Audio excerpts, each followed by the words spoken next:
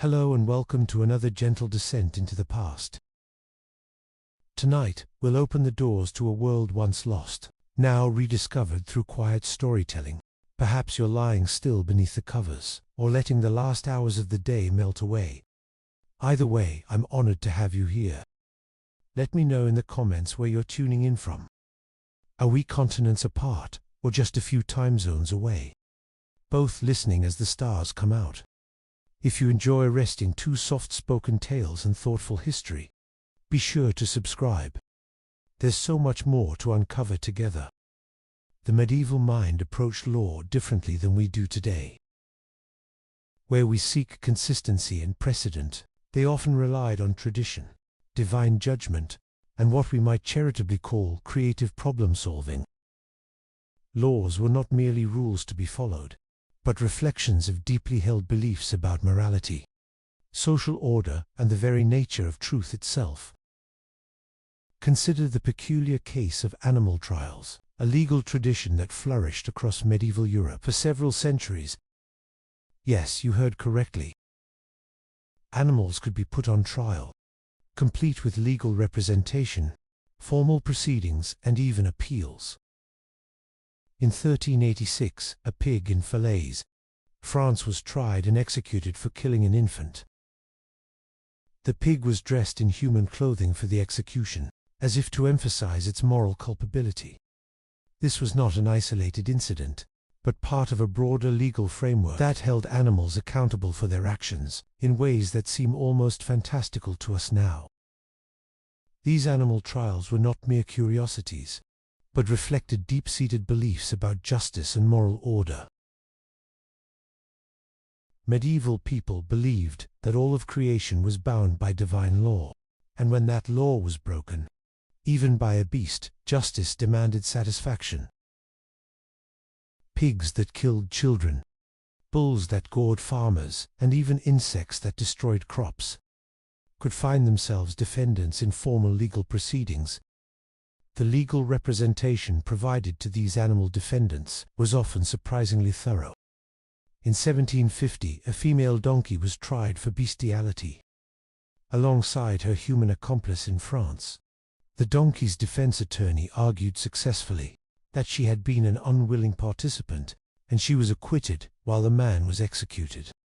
Witnesses even testified to the donkey's good character and previous virtuous behavior. But animals were not the only unexpected defendants in medieval courts. Inanimate objects could find themselves on trial. If a sword killed someone, the weapon itself might be tried and banished from the realm. Bells that had rung during violent storms were sometimes put on trial for their role in summoning destructive weather. Trees that had fallen and killed passers could be formally prosecuted and sentenced to be cut down and removed. These object trials reflected a worldview where the boundaries between the animate and inanimate, the moral and amoral, were far more fluid than our modern understanding would suggest. Every element of creation was seen as part of a grand moral order. And when that order was disrupted, the law stepped in to restore balance. The concept of trial by ordeal added another layer of strangeness to medieval justice. These were legal procedures designed to determine guilt or innocence through divine intervention. The underlying belief was that God would not allow an innocent person to suffer harm during these tests, making them a form of supernatural lie detector. Trial by hot iron was one such ordeal. The accused would be required to carry a piece of red hot iron for a specified distance, usually 9 paces. Their hand would then be bandaged and examined. After 3 days, if the wound was healing cleanly, they were declared innocent. If it showed signs of infection or poor healing, guilt was assumed. Trial by cold water involved throwing the accused into a body of water, while bound. If they floated, they were considered guilty, as the pure water was rejecting them. If they sank and drowned, they were posthumously declared innocent. This presented what we might call a significant design flaw in the justice system, as innocence could only be proven through death. Perhaps most dramatically, Trial by combat allowed disputes to be settled through physical battle. This could involve the actual disputants fighting each other, or they could hire champions to fight on their behalf. The belief was that God would ensure victory for the righteous party. Interestingly, this practice was not limited to men. Women, clergy, and the elderly could all demand trial by combat, though they typically employed champions rather than fighting personally. The legal status of various professions in medieval Europe also produced some wonderfully strange laws. Executioners, for instance, occupied a peculiar position in society. While their services were essential for the functioning of the justice system, they were often considered ritually unclean and were subjected to numerous restrictions. In many German states, executioners were required to live outside town walls and could only enter the town to perform their duties. They were forbidden from touching food in markets, as their touch was believed to contaminate goods. Interestingly, executioners often supplemented their income by working as healers and veterinarians. Their intimate knowledge of anatomy, gained through their primary profession, made them surprisingly effective medical practitioners. This created the paradoxical situation where the same person might take a life in the morning and save one in the afternoon. The legal treatment of debt in medieval Europe produced some particularly inventive solutions. In parts of medieval France, a debtor who could not pay might be required to sit naked in the town square while crying out their shame to all who passed. This public humiliation was designed both as punishment and as a way to encourage charitable contributions from passers-by. Some regions developed the concept of debt inheritance in ways that seem almost surreal today. In certain parts of medieval Germany, unpaid debts could be inherited by the debtor's children, but only if they had been present when the debt was incurred. This led to the strange practice of excluding children from important financial discussions to protect them from future liability. The regulation of markets and trade produced its own category of unusual laws. In medieval London, the punishment for selling bad food was often poetic justice, taken to extremes. Bakers who sold underweight bread might be dragged through the streets on a hurdle, with the offending loaf hung around their necks. Brewers who watered down their ale could be forced to drink only their own inferior product for a specified period. The medieval understanding of property rights also led to some fascinating legal concepts. The doctrine of treasure trove held that any valuable object found buried in the ground belonged to the crown based on the assumption that it had been hidden with the intention of retrieval. However, if the treasure was found above ground, it belonged to the finder, leading to complex legal debates about exactly what constituted buried versus merely hidden. These strange laws were not merely the products of backward thinking or primitive legal understanding. They reflected sophisticated attempts to maintain social order in a world very different from our own. Medieval society faced challenges we can barely imagine: constant warfare, devastating plagues, economic uncertainty, and the ever-present threat of famine. In such a world, laws needed to be more than mere rules. They needed to be mechanisms for preserving the delicate balance that kept communities together. The apparent strangeness of these laws often dissolves when we understand the context in which they operated. What seems bizarre to us made perfect sense to people living in a world where divine judgment was a daily reality, where community harmony was essential for survival, and where justice needed to be both seen and felt by all members of society. As we drift deeper into the medieval world, we begin to see that these strange laws were threads in a complex tapestry of belief, tradition, and practical necessity.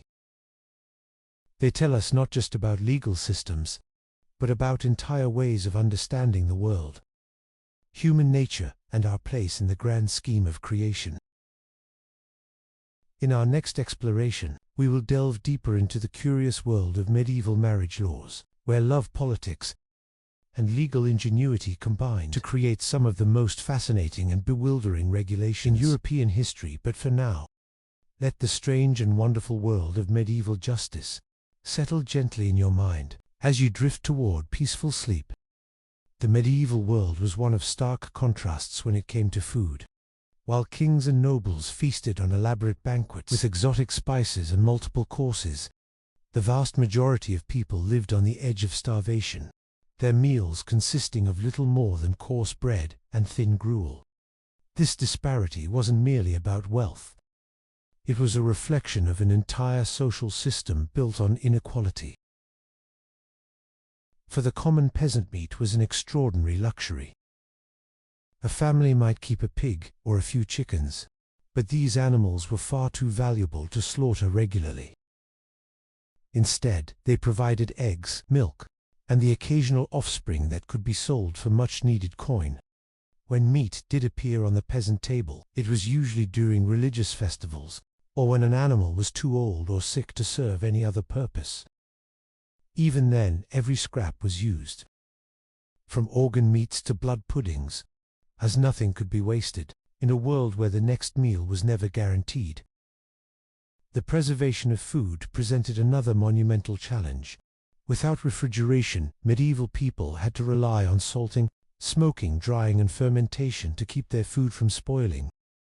Salt itself was expensive and often of poor quality, filled with impurities that could make preserved meats taste terrible or even cause illness. Fish were packed in barrels with heavy salt, creating a product that bore little resemblance to fresh seafood. Vegetables were pickled in vinegar or fermented into sauerkraut, while fruits were dried into leathery strips that could last through the winter months. But perhaps the most insidious problem was the widespread adulteration of food. Unscrupulous merchants and bakers, driven by poverty and desperation, regularly cut corners to maximize their profits. Bread, the staple of the medieval diet, was often stretched with sawdust, chalk, grounder, corns, or even bone meal. These additives not only made the bread less nutritious, but could also be dangerous to consume. Similarly, ale and wine were frequently watered down, leaving consumers with weak, unpalatable drinks that provided little refreshment or nutrition. The story of Agnes, a fictional but representative alewife, illustrates these challenges perfectly. Struggling to support her family after her husband's death, Agnes found herself faced with rising grain prices and dwindling customers.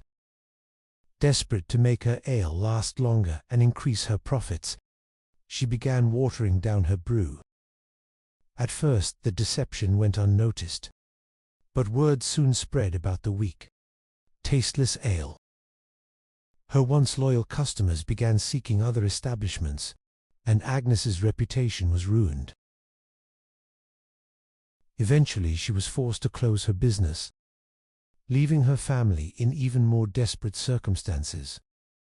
The authorities did attempt to regulate food quality through laws like the Assize of Bread and Ale, which set standards for weight, price, and quality. Violators could face fines, public humiliation in the pillory, or even corporal punishment. In some cases, dishonest bakers were dragged through the streets, with their substandard loaves hung around their necks, as a warning to others. However, enforcement was inconsistent and often ineffective, as the underlying economic pressures that drove people to adulterate their products remained unchanged. The lack of variety in the medieval diet was another source of suffering.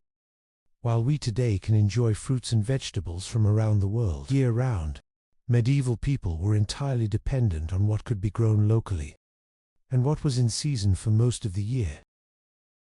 Peasants subsisted on a monotonous diet of porridge made from barley, oats or rye, accompanied by whatever vegetables they could grow. In their small garden plots, onions, leeks, and cabbages were among the hardiest crops. But these provided little in the way of essential vitamins and minerals. The seasonal nature of food availability meant that late winter and early spring were particularly difficult times. By then, the previous year's harvest would be running low, and the new crops had not yet matured. This period, known as the Hunger Gap, was when malnutrition was most severe and death rates highest. Children born during these lean months often suffered from stunted growth and weakened immune systems that would affect them for the rest of their lives. Spices, which we now take for granted, were among the most precious commodities in medieval Europe. Pepper, cinnamon, cloves and nutmeg had to be transported over vast distances, along dangerous trade routes, making them extraordinarily expensive. A pound of nutmeg in the 11th century could cost as much as 7 oxen, putting it far beyond the reach of ordinary people. For the wealthy, spices were not just flavoring agents, but symbols of status and power, displayed as prominently as jewels or fine clothing. The contrast between rich and poor was perhaps nowhere more evident than in the royal feast. These elaborate affairs were designed not just to feed the nobility, but to demonstrate their wealth and power. Tables groaned under the weight of roasted peacocks, swans and other exotic birds, their feathers carefully replaced after cooking to create stunning visual displays. Sugar sculptures called subtleties depicted scenes from mythology or heraldic symbols, while servants paraded dishes through the hall with great ceremony. Yet even these magnificent feasts came with their own dangers. Without understanding of food safety, even the wealthy were vulnerable to food poisoning and other ailments. The death of King John of England in 1216, attributed to consuming spoiled peaches, serves as a reminder that in the medieval world every meal was potentially hazardous. The king had been traveling through the countryside when he stopped at an abbey and indulged in what he thought was a harmless treat. Within days he was dead, from what modern historians believe was severe food poisoning. The unsanitary conditions of medieval life compounded these food safety issues. Peasant families often shared their single-room dwellings with their livestock, as the animals provided warmth during the cold winter months. However, this arrangement meant that animal waste, insects and vermin were constant presences in the home. Food was prepared and consumed in these same spaces, with contamination almost inevitable. In medieval cities, the situation was even worse. Narrow winding streets were filled with garbage, human waste, and the refuse from various trades and industries. The lack of proper sewage systems meant that waste often contaminated water sources, making even drinking water dangerous. The Thames, in London for example, served simultaneously as the city's primary water source and its main sewer, a situation that contributed to frequent outbreaks of cholera, typhoid, and other waterborne diseases. The Catholic Church added another layer of complexity to medieval food culture through its extensive fasting requirements. During Lent, the 40-day period before Easter, the faithful were expected to abstain from meat, dairy products and eggs for the wealthy. This meant substituting fish and other alternatives, but for the poor it often meant simply going without Wednesdays. Fridays and Saturdays were also designated as meatless days throughout the year, further restricting an already limited diet. While the Church's intentions may have been spiritual, the practical effect of these restrictions was often to worsen the nutritional status of people who were already malnourished. The story of John and Matilda, a fictional peasant couple, illustrates this dilemma.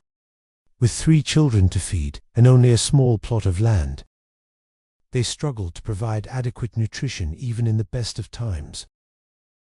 During Lent, they were expected to give up the small amounts of preserved meat and dairy that provided crucial protein and calories. As the days wore on, their children grew weak and listless, crying constantly from hunger.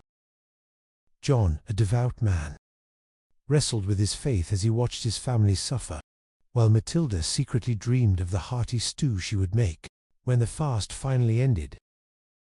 Not all of the Church's influence on food was negative, however. Monasteries and abbeys, with their extensive landholdings and well-organized communities, often served as centers of agricultural innovation. Monks pioneered new techniques in crop rotation, irrigation, and animal husbandry that gradually improved food production. They also served as sources of charity, distributing bread and ale to the hungry, and providing shelter for travelers and pilgrims. The story of Saint Hildegard of Bingen exemplifies the positive aspects of the Church's relationship with food. Born into a noble family in 12th century Germany, Hildegard became an abbess, and was renowned for her knowledge of herbal medicine and nutrition. She wrote extensively about the properties of different grains and foods, advocating for spelt as a healthier alternative to common wheat. Under her guidance, the nuns at her abbey produced high-quality bread that was distributed to the sick and poor in the surrounding community. Hildegard's holistic approach to nutrition, which emphasized the connection between food and health, was remarkably prescient, and would not be fully appreciated until modern times. The Great Famine of 1315 to 1322 represents, perhaps, the darkest chapter in medieval food history. A catastrophic combination of climate change, crop failures, and political instability plunged much of Europe into 7 years of starvation and misery. Contemporary chronicles paint a horrifying picture of the suffering endured by ordinary people. The Flemish chronicler William of Nangus wrote that men ate dogs, horses, cats, and other unclean things, while other accounts describe people resorting to cannibalism in their desperation. The famine hit different regions with varying severity, but nowhere was spared entirely. In some areas of the Low Countries and Scandinavia, mortality rates reached 10 to 25% of the population. The German city of Erfurt saw an average of 16 deaths per day during the worst years, compared to just 2 per day in normal times. The psychological impact of the famine was as devastating as the physical toll, creating a generation scarred by the memory of extreme hunger and loss.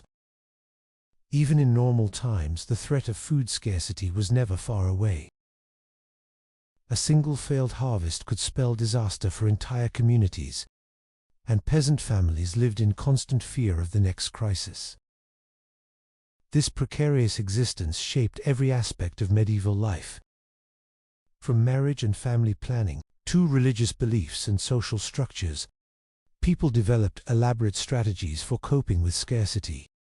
From complex systems of mutual aid to detailed knowledge of wild plants and alternative food sources, the contrast between medieval food culture and our modern abundance is striking today. We can walk into a supermarket and find fruits from South America, spices from Asia, and vegetables from around the world, all neatly packaged and ready to eat. We have access to a variety of foods that would have been unimaginable to even the wealthiest medieval nobles. Our understanding of nutrition, food safety, and preservation has transformed eating from a daily struggle into a source of pleasure and nourishment. Yet this abundance comes with its own challenges. We grappled with issues of food waste, environmental sustainability, and dietary-related health problems that were unknown in the medieval world. The global food system that provides us with such variety also creates new forms of inequality and environmental degradation. Perhaps there are lessons to be learned from our medieval ancestors about the value of local, seasonal eating and the importance of not taking food for granted. The story of medieval food is ultimately a story of human resilience and ingenuity. In the face of enormous challenges, despite the constant threats of hunger, disease, and adulteration, people found ways to survive and even create moments of joy and celebration around food. They developed preservation techniques that are still used today, created dishes that evolved into modern cuisines, and established traditions of hospitality and sharing that continued to shape our culture. As we reflect on this distant past, we gain a deeper appreciation for the progress we have made and the privileges we enjoy. The simple act of opening a refrigerator or visiting a grocery store represents centuries of advancement in agriculture, technology, and social organization. At the same time, the medieval experience reminds us of our fundamental dependence on food and the importance of ensuring that everyone has access to adequate nutrition. The legacy of medieval food culture lives on in many ways. Traditional preservation methods, like smoking and fermentation, have experienced a renaissance among modern cooks seeking authentic flavors and sustainable practices. The seasonal rhythms that once dictated medieval diets are being rediscovered by those promoting local and sustainable agriculture. Even the elaborate feasts of the nobility have their modern counterparts in the fine dining establishments that turn meals into theatrical experiences. Perhaps most importantly, the medieval experience teaches us about the deep connections between food, community, and survival. In a world where hunger was a constant threat, sharing food became one of the most fundamental expressions of human compassion and solidarity. The communal meals that marked religious festivals and life transitions were not just celebrations, but affirmations of social bonds and mutual support. As we drift off to sleep in our modern world of abundance, we can remember the countless generations who struggled to fill their bellies with whatever meager sustenance they could find. Their perseverance in the face of such hardship reminds us of the resilience of the human spirit and the importance of gratitude for the simple blessings we often take for granted. In honoring their memory, we commit ourselves to building a world where no one needs suffer the pangs of hunger that defined so much of human history. As the candlelit shadows danced across the stone walls of medieval castles, a stark culinary divide defined the era. While nobles feasted on exotic delicacies and sumptuous banquets, the vast majority of medieval Europeans faced a daily struggle for sustenance that would horrify modern sensibilities. The scarcity of spices created one of the most glaring differences between rich and poor. While a pound of nutmeg in the 11th century cost as much as 7 fattened oxen, peasants made do with whatever meager seasonings they could find.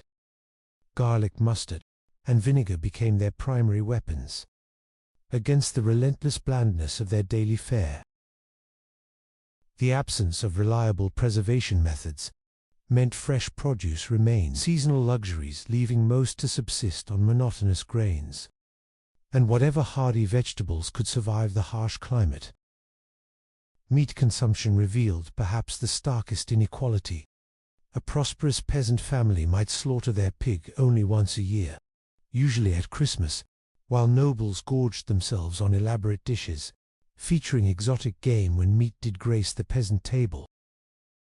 It often came in forms that would turn modern stomachs: organ meats, blood puddings, and cuts from animals too old or sick for other purposes. Fish offered some relief for those near water sources, but even this was typically preserved through heavy salting, creating a far cry from the delicate preparations we know today. The Church's influence permeated every aspect of medieval food culture, often compounding the hardships faced by the poor. Lent's 40-day fast meant giving up what little meat and dairy peasants possessed, while wealthy nobles could afford exotic substitutes. The story of Agnes Pat, brought before a manorial court in 1322 for stealing bread during Lent to feed her starving children, illustrates the cruel irony of religious dietary restrictions imposed on those already living at the edge of starvation. Food adulteration ran rampant in an era without regulations or quality control. Unscrupulous bakers stretched their precious flour with sawdust, chalk, or ground acorns, creating dense, gritty loaves that provided little nutrition. Alewives watered down their brews to increase profits, leaving customers with weak, unsatisfying drinks that barely qualified as beverages. The Assize of Bread and Ale attempted to regulate these practices, but enforcement remained sporadic at best. Unsanitary conditions made every meal a potential hazard. Peasant families shared their cramped quarters with livestock, creating breeding grounds for disease and contamination. Animal waste mingled with food preparation areas, while flies and vermin spread filth throughout living spaces. Even kings weren't immune. King John of England's death in 1216, attributed to consuming spoiled peaches, demonstrated that contaminated food could fell rulers as easily as peasants. The Great Famine of 1315 to 1322 revealed the precarious nature of medieval food security. 7 years of crop failures plunged Europe into starvation, so severe that chroniclers reported cannibalism and people eating grass, bark, and even their own children. Mortality rates reached 25% in some regions, with cities like Erfurt averaging 16 deaths per day, compared to 2 in normal times. Despite these overwhelming challenges, medieval people demonstrated remarkable resilience and ingenuity. They developed sophisticated preservation techniques through salting, smoking, and fermentation. Women who bore primary responsibility for feeding their families created folk traditions of pickling and foraging that sustained communities through lean times. Monasteries served as centers of agricultural innovation and charitable food distribution, offering some relief to the desperate. The rare medieval feast provided a stunning contrast to daily reality. Royal banquets featured dozens of elaborate dishes, roasted peacocks, sugar sculptures, and delicacies flavored with precious spices. These displays of culinary opulence served not just as entertainment, but as powerful demonstrations of wealth and status, reminding all present of the vast gulf between the privileged few and the struggling masses. Perhaps most remarkably, medieval people found ways to create meaning and community around food, despite its scarcity. Harvest festivals brought villagers together in celebration of successful crops. Wedding feasts, however modest, marked life's milestones with shared meals. Even the humblest pottage became an opportunity for families to gather around the hearth, telling stories and maintaining bonds that sustained them through hardship. The legacy of medieval food culture reminds us of both human vulnerability and resilience. In an age where we can access flavors from around the globe with unprecedented ease and safety, it's worth remembering those who found joy and sustenance in the simplest of meals. Their struggles and ingenuity laid the foundations for the abundance we now enjoy, teaching us never to take for granted the basic human right to nourishment and the profound satisfaction of sharing food with those we love. As we drift off to sleep with full bellies and endless choices at our fingertips, we can honor their memory by appreciating the remarkable journey that brought us from medieval scarcity to modern plenty. In every bite we take, we taste the hard-won progress of countless generations who transformed necessity into the art of cuisine, ensuring that future generations might know abundance where they knew only want. Looking at your reference videos and existing script, I'll continue from where Part 3 left off, maintaining the sleep-inducing tone while exploring the harsh realities of medieval European law and society. As we've seen, the world of medieval Europe was one where even the most basic human needs were fraught with difficulty and danger. Food was scarce, often contaminated and subject to the whims of weather and war. But perhaps even more challenging than securing one's next meal was navigating the complex and often brutal system of justice that governed daily life. The laws of medieval Europe were a patchwork of traditions, customs, and edicts that varied dramatically from one region to another, creating a landscape where justice was anything but certain. In the flickering candlelight of a medieval courthouse, imagine the tension as an accused thief stands before a panel of judges. The evidence against him is circumstantial at best, yet the consequences of a guilty verdict could mean the loss of a hand, an eye, or even his life. This was not a world of careful deliberation and reasoned argument, but one where justice was swift, harsh, and often arbitrary. The legal systems that governed medieval Europe were designed not so much to determine guilt or innocence, but to maintain order through fear, and to reinforce the rigid social hierarchies that kept peasants in their place and nobles in power. The foundation of medieval law rested upon a complex web of feudal obligations and customary practices that had evolved over centuries. At the heart of this system was the concept of personal loyalty and mutual obligation between lord and vassal.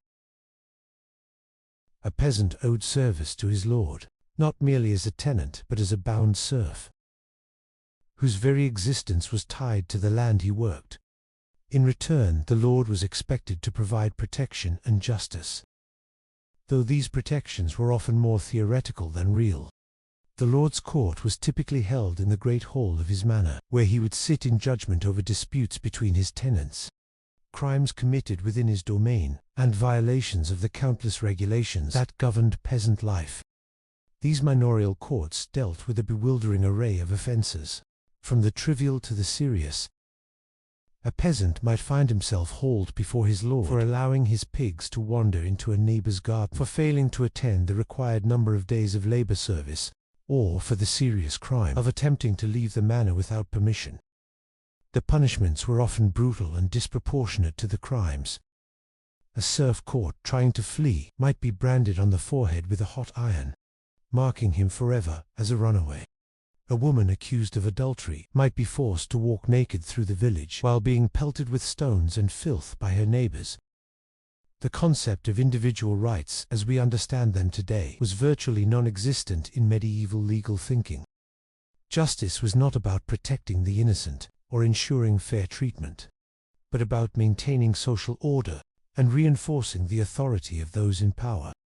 The idea that all people might be equal before the law would have been laughable to a medieval lord, who saw himself as inherently superior to the peasants who worked his land. The law existed to serve the interests of the ruling class, and any benefits that might trickle down to the common people were incidental at best. Perhaps nowhere was this inequality more apparent than in the realm of criminal justice. When a crime was committed, the response of the authorities depended heavily on the social status of both the perpetrator and the victim. If a peasant stole a loaf of bread from a nobleman's table, he might face hanging or mutilation. But if a nobleman killed a peasant in a fit of rage, he might escape with nothing more than a fine paid to the victim's family. The wealthy could often purchase their way out of legal trouble through bribes, political connections, or by claiming benefits of clergy. A legal loophole that allowed those who could read Latin to be tried in ecclesiastical rather than secular courts, where punishments were typically less severe. The process of determining guilt or innocence in medieval courts often bore little resemblance to modern concepts of justice. Evidence, as we understand it today, was rarely considered decisive. Instead, medieval justice relied heavily on supernatural intervention and divine judgment to reveal the truth. This belief in divine justice gave rise to some of the most bizarre and brutal practices in the history of law, procedures that seem almost incomprehensible to modern minds, but were accepted as perfectly reasonable by medieval people who believed that God would not allow an innocent person to suffer unjustly. Trial by ordeal was one such practice, based on the assumption that divine intervention would protect the innocent while revealing the guilt of the wicked. There were several forms of ordeal, each more harrowing than the last. In the ordeal of hot iron, the accused would be required to carry a red-hot piece of metal for a prescribed distance, usually 9 paces. Their hand would then be bandaged and examined 3 days later. If the wound was healing cleanly, they were declared innocent. If it showed signs of infection or festering, they were judged guilty and punished accordingly. The ordeal of hot water required the accused to plunge their hand into a cauldron of boiling water, to retrieve a stone or ring. As with the hot iron, the condition of the hand after 3 days would determine their fate. For those accused of particularly serious crimes, there was the ordeal of cold water, which operated on the opposite principle. The accused would be bound and thrown into a body of water, typically a pond or river, that had been blessed by a priest. If they sank, they were considered innocent as the pure water had accepted them. If they floated, they were deemed guilty as the water had rejected their corrupted soul.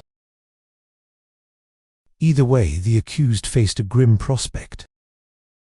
drowning if innocent or surviving only to face execution if guilty. The logic of this system was based on medieval understanding of the natural world, where it was believed that water, being pure and holy, would naturally reject anything evil or corrupted. These ordeals were not administered lightly or without ceremony. They were elaborate rituals that often took place in churches or other sacred spaces, with priests presiding over the proceedings and blessing the instruments of trial. The accused would typically be required to fast for several days beforehand and to attend special masses to purify their soul before facing divine judgment. The entire community would often gather to witness these spectacles, which served not only as a means of determining guilt, but as powerful demonstrations of divine power and earthly authority. The psychological impact of these ordeals cannot be overstated. Many accused individuals, believing themselves to be guilty, or convinced that God would reveal their sins, would confess before undergoing the ordeal. Others, terrified by the prospect of divine judgment, would flee before the appointed day, an act that was taken as clear evidence of guilt. In some cases, the mere threat of trial by ordeal was enough to extract a confession or to resolve a dispute without the need for the actual procedure. But perhaps even more telling about medieval attitudes toward justice was the practice of trial by combat, where disputes were resolved through armed conflict between the parties involved. This practice was based on the belief that God would grant victory to the party in the right, ensuring that justice would prevail through strength of arms. Trial by combat could be invoked for a wide range of disputes, from accusations of treason and murder to disagreements over property rights and commercial contracts. The combatants would fight with weapons appropriate to their social status. Nobles might use swords and shields, while commoners might be armed with clubs or staffs. The rules governing trial by combat were surprisingly elaborate and formal. The fight would take place in a designated area, often a field outside the town walls, with strict boundaries marked out to prevent either combatant from fleeing. Officials would oversee the proceedings to ensure that the combat was conducted fairly, though what constituted fairness in a system based on mortal combat was itself questionable. The fight would continue until one party was killed, severely wounded, or surrendered by crying out for mercy. Victory was taken as clear evidence of divine favor, and thus of the righteousness of the winner's cause. For those unable to fight for themselves due to age, disability, or gender, the system allowed for the appointment of champions, who would fight on their behalf. This created a class of professional fighters, who made their living by serving as champions in legal disputes. These men were often skilled warriors, who would fight for whoever could afford their services, regardless of the merits of the case. The wealthy could hire the best champions, while the poor were left to find whatever representation they could afford, or to fight for themselves against potentially superior opponents. Women, being generally barred from combat, faced particular challenges in a system that relied so heavily on physical prowess to determine justice. They could appoint male champions to fight for them, but this put them at the mercy of men who might not be entirely committed to their cause. In some cases, women were allowed to fight against male accusers, but under conditions that were heavily stacked against them. A woman accused of killing her husband, for example, might be required to fight while standing in a pit up to her waist, with one arm tied behind her back, while her male opponent fought with full mobility and weaponry. The brutality of these legal procedures extended beyond the courtroom to the punishments that were meted out to those found guilty. Medieval justice was based on the principle of retribution, rather than rehabilitation, and punishments were designed to be both severe and public, serving as deterrents to others who might be tempted to break the law. The range of punishments available to medieval judges was vast and creative in its cruelty, reflecting a society that saw physical suffering as an appropriate response to moral transgression. For theft, one of the most common crimes in an age of widespread poverty, the punishments varied according to the value of the stolen goods and the social status of the thief. A peasant caught stealing food might lose a hand, making it impossible for him to work, and essentially condemning him to death by starvation. A repeat offender might face hanging, while someone caught stealing from a church could be sentenced to having their eyes put out or their tongue cut off. The logic behind these punishments was that the penalty should reflect the nature of the crime. A thief lost the hand that had committed the theft. A liar lost the tongue that had spoken falsehoods, and so on. Public executions were elaborate spectacles that drew crowds from miles around, combining entertainment with moral instruction in a way that seems grotesque to modern sensibilities. The condemned would be paraded through the streets to the place of execution, often accompanied by priests, who would exhort them to confess their sins and prepare for the afterlife. The methods of execution varied widely, and were often chosen to reflect the severity of the crime or the social status of the condemned. Nobles might be granted the privilege of beheading, considered a quick and honorable death, while commoners faced hanging, which was seen as more degrading but equally final. For the most serious crimes, however, medieval justice demanded punishments that went far beyond simple death. Traitors might be hanged, drawn and quartered, a process that began with the condemned being dragged through the streets on a hurdle, then hanged until nearly dead, disemboweled while still alive, and finally cut into quarters that would be displayed in prominent locations as a warning to others.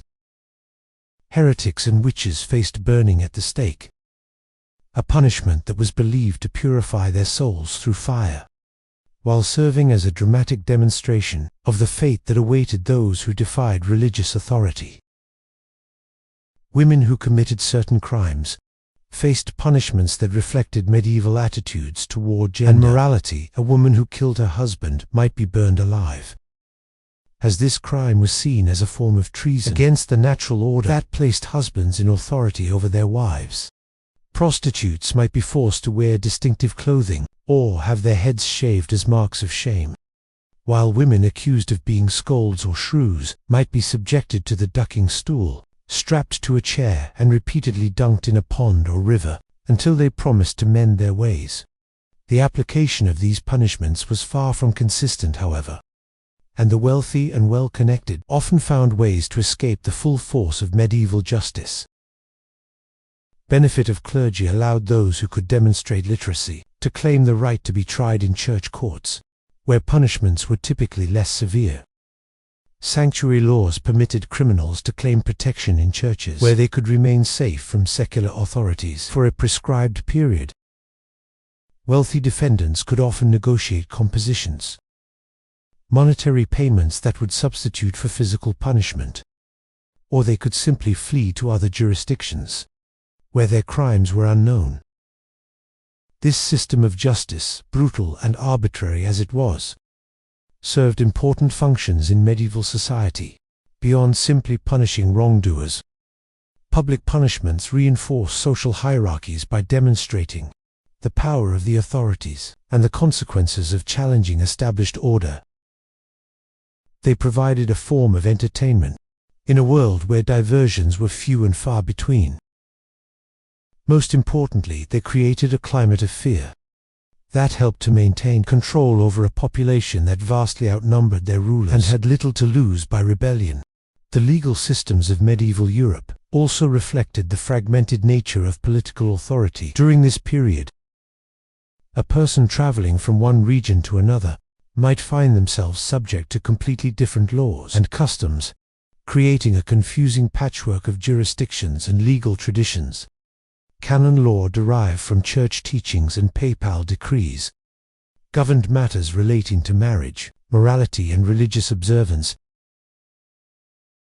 Roman law, preserved in the legal codes of the ancient empire, influenced the development of legal systems in many parts of Europe.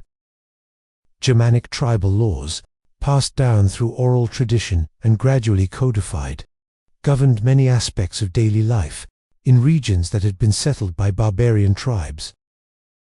Local customs and traditions added another layer of complexity to this legal maze. What was considered a crime in one village might be perfectly acceptable in another. Marriage, customs, property rights, and commercial practices all varied from place to place, creating endless opportunities for confusion and conflict. A merchant traveling from town to town had to be familiar with the specific laws and customs of each place he visited, as ignorance of local law was rarely accepted as an excuse for transgression. The Church played a particularly important role in medieval legal systems, not only through its own canon law, but through its influence on secular courts and its provision of educated clerks who could read and write legal documents. Many medieval laws were designed to enforce Christian morality and to support the authority of the Church. Blasphemy, heresy, and failure to attend Mass were serious crimes that could result in severe punishment. The Church's extensive landholdings and its role as a major economic and political power meant that ecclesiastical courts often had jurisdiction over matters that would be considered purely secular. Today, as we consider these harsh realities of medieval justice, it becomes clear that the legal systems of this period were shaped by fundamentally different assumptions about human nature, divine will, and social order than those that govern modern societies. The idea that justice should be impartial, that punishment should fit the crime, or that all people should be equal before the law, were foreign concepts in a world where social hierarchy was seen as divinely ordained, and where the primary purpose of law was to maintain order, rather than to protect individual rights. The legacy of these medieval legal systems can still be seen in many aspects of modern law, from the adversarial nature of court proceedings to the use of juries to determine guilt or innocence. But the evolution from the brutal and arbitrary justice of the Middle Ages to the more humane and rational legal systems of today has been a long and gradual process, marked by countless struggles for reform and recognition of human dignity. As we drift deeper into sleep, let these images of medieval justice fade into the background of our consciousness, the harsh realities of life in an age where might made right, where divine judgment was sought through trial by fire and water, and where public executions served as both entertainment and moral instruction. These were the foundations upon which our modern world was built, the dark soil from which grew the ideas of human rights, due process, and equal justice under law that we now take for granted. Rest easy knowing that, while the struggles of our medieval ancestors were real and often brutal, they also laid the groundwork for the more just and humane societies we inhabit today. Their suffering was not in vain, for it taught humanity hard lessons about the importance of fairness, compassion, and the rule of law. And in their stories of endurance in the face of arbitrary power and cruel justice, we find inspiration for our own ongoing effort to create a world where all people can live with dignity and hope. Word count 1847. The life of a peasant in medieval Scotland was marked by the constant struggle against both human oppression and the unforgiving forces of nature. While clan warfare raged overhead, and English armies periodically swept across the border, bringing devastation, the common folk faced their own daily battles that were no less dire for being mundane. Consider the plight of Hamish MacLeod, working a small strip of land on the estates of his clan chief. Each morning before dawn, he would wake to the sound of his wife Margaret grinding oats for the day's porridge, the rhythmic scraping of stone against stone, a familiar soundtrack to their existence. Their single-room dwelling, shared with a cow and several chickens for warmth, was perpetually damp from the highland mists that seemed to seep through every crack in the stone walls. The soil Hamish worked was thin and rocky, grudgingly yielding crops of oats and barley that formed the backbone of their diet. A good harvest might see the family through the winter months, but a poor one meant watching their children's faces grow gaunt with hunger as the stores dwindled. The spectre of famine was never far away, and when it struck, entire communities could be reduced to eating grass, bark, and whatever roots they could dig from the frozen ground. Even in times of relative plenty, the quality of food available to peasants like Hamish was poor by any standard. Bread was often made from inferior grains, mixed with whatever fillers could be found. Ground acorns, peas, or even sawdust when times were particularly desperate. The resulting loaves were dense, gritty affairs that could break teeth and provided little nourishment. Meat was a rare luxury, perhaps a bit of salted pork at Christmas, or when an animal died of natural causes. The preparation and storage of food presented constant challenges in an age without refrigeration or proper preservation techniques. Grain had to be carefully protected from rats and moisture, yet storage facilities were primitive at best. Milk soured quickly, meat spoiled rapidly in warm weather, and even ale, the common drink of choice, since water sources were often contaminated, could turn rancid if not consumed promptly. The very act of eating was fraught with danger, in ways that would be unimaginable today. Contamination was rampant, with livestock often kept in the same spaces where food was prepared and consumed. Flies buzzed constantly between animal waste and cooking pots, while vermin scurried through grain stores and kitchen areas. Food poisoning was common, and even nobles were not immune. King John of England himself died in 1216, after consuming spoiled peaches. Adding to these hardships were the religious restrictions imposed by the Catholic Church. During Lent and on designated fast days throughout the year, even the meager protein sources available to peasants were forbidden. For families already subsisting on the edge of starvation, these additional dietary restrictions could push them over the brink. Margaret MacLeod would watch helplessly as her children grew weaker during the 40 days of Lent, knowing that their few precious eggs and strips of dried fish must be put away in observance of church law. The unscrupulous practices of food producers added another layer of misery to peasant life. Bakers regularly adulterated their bread with sawdust, chalk, or ground bones to stretch their supplies. Alewives watered down their brews to increase profits, leaving their customers with weak, unsatisfying drinks that provided little of the nutrition and calories they desperately needed. While laws existed to prevent such practices, enforcement was sporadic and often ineffective. Perhaps most tragic was the stark inequality that defined medieval Scottish society. While peasants, like Hamish and Margaret, scraped together meals of thin porridge and stale bread, the halls of their clan chiefs groaned under the weight of elaborate feasts.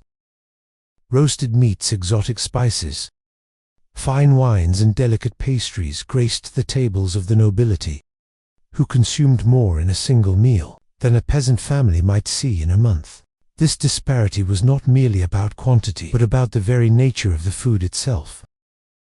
Where peasants ate coarse, monotonous fare that left them malnourished and susceptible to disease, the wealthy enjoyed varied diets, rich in proteins, fats, and the precious spices that could transform even simple ingredients into culinary delights.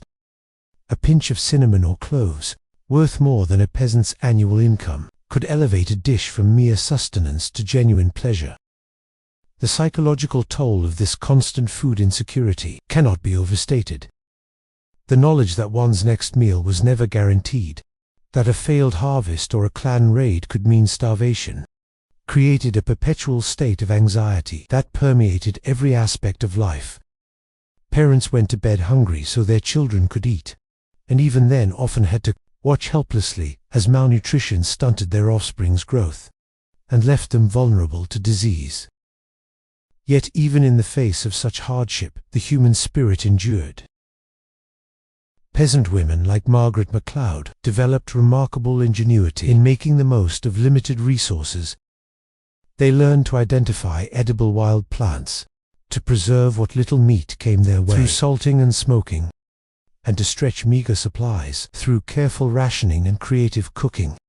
Community bonds were strengthened by shared adversity with neighbors, helping neighbors through the worst times and celebrating together when fortune smiled upon them. The seasonal rhythms of agricultural life provided some structure and hope amid the uncertainty. The arrival of spring brought the promise of new growth, while harvest time offered the possibility of abundance, however temporary. Even the humblest peasant could take pride in a well-tended garden or a successful batch of ale, finding moments of satisfaction in work well done, despite the harsh circumstances. As we reflect on the struggles of medieval Scottish peasants like Hamish and Margaret MacLeod, we are reminded of how far humanity has progressed in securing basic necessities, the abundance and variety of food available today, the safety standards that protect us from contamination, and the social systems that provide support in times of need. All these represent centuries of gradual improvement, from those dark days when a full belly was a luxury and hunger was a constant companion. Their story serves as both a sobering reminder of the hardships our ancestors endured and a testament to the resilience of the human spirit in the face of seemingly insurmountable challenges. In their daily struggles for survival, we see reflected the fundamental dignity of ordinary people who, despite having so little, found ways to create meaning, community and hope in their lives. Looking at your script summary and the reference materials, I'll continue from where you left off, focusing on the social divides and legal structures that shaped medieval European society. Here's part 6 as we've witnessed the harsh realities of a medieval life unfold before us, from the brutal justice system to the constant struggle for sustenance. We begin to see how these hardships carved deep divisions into the very fabric of society. The strange laws we've explored were not merely quirks of a bygone era, but tools that reinforced a rigid hierarchy, where one's birth determined one's fate with merciless precision. Picture, if you will, a world where the accident of your birth could sentence you to a lifetime of back-breaking labor, while others enjoyed lives of leisure and abundance, simply because they emerged from the right womb. This was the reality of medieval Europe, where society was stratified into 3 distinct orders, each as separate as oil and water, yet bound together by invisible chains of obligation and dependence. At the pinnacle of this pyramid sat the nobility, those who fought and ruled. These were the lords and ladies, who lived in stone castles that pierced the sky. Like monuments to power, their days were filled with courtly pursuits, elaborate ceremonies, and the intricate dance of politics. They wore silk and velvet, dined on exotic delicacies, and spoke in refined tongues that marked them as clearly as any coat of arms. For them, the strange laws we've encountered were tools of control,